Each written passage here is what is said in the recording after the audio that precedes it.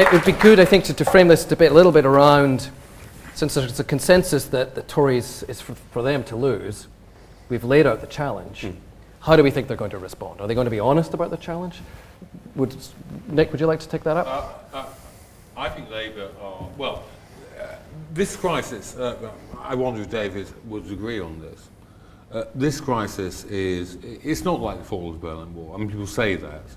Because the fall of the Berlin Wall was a world historical event. I mean, what's happened to us is not a world historical event. It's kind of close, though.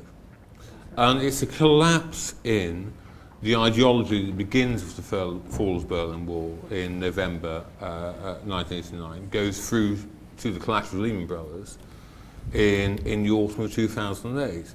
That world, which was sort of a Tory world, shouldn't have been, actually. I mean, there's no reason why you as a Tory, David, ought to think that building societies have built up in localities over generations ought to be turned into banks and then go bust when some spiff takes them over. But it was your world. But it was Labour's world more. I mean, the extraordinary thing that's happened to someone coming from the left is this. Left-wing governments, as you know, get all kinds of things wrong. They overtax the middle class, they overtax actually the skilled working class, they get massive debts. The one bloody thing you ought to be able to rely on them to do is to watch the banking system. It's the one thing they don't do. And Gordon Brown lets the city let rip. For reasons you can probably understand, David, actually, because the city's making money and it's funding all the social projects, but this is the first time ever. I mean, you can go back to the South Sea bubble, you can go back to the Dutch tulip mania, you can go for any financial crisis you want. No centre-left government has presided on the great booms and busts of capitalism. There's lots of other things you wouldn't like. They've never done that. And so we are in a very, very strange world where this ought to be, as it has been in America, a great moment for the centre-left. These are left-wing times. We're living in very, very left-wing times. You ask this audience here, who's your number one hate figure? I mean, I guess bankers are pretty high up on the list. I guess Fred the Shred's up there, and fighting. And for good reasons. He's taken all your money. He's ruined your life. You ought to hate him. If you don't, but Gordon Brown let that happen. And he has not come to terms with all of that. And he's not come out fighting. So we've got this rather bizarre thing of the Conservative Party has got to sort out the crisis in capitalism, which is a bit odd, but it shouldn't be odd. If you're a proper Conservative, it shouldn't be odd. You ought to be able to say, we can regulate the banks, we'll let small businesses go. We'll regulate higher. I don't understand. Well, the people, New Statesman, which you praise so much. I don't praise it, they fired me. 6 weeks ago were saying the death of Thatcherism and so on. What do you think is that we're actually going to get in the next 15 years, for goodness sake? We are actually going to get some of the values which she thought were important, which was making each pound in public expenditure mean something. You can say whether she succeeded or not with what it was, and she's obviously would blow her top on the thought what is actually going to happen to tax levels. But you see, my world's changed. I longed for China to have the revolution. I fear what China's going to do.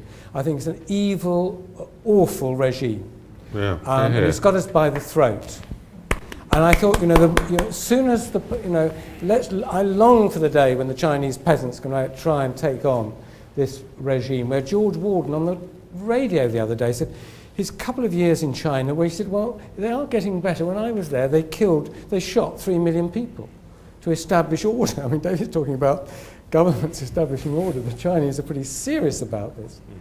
But the last thing I want to see now, for the sake of my constituents, is that sort of disorder in China.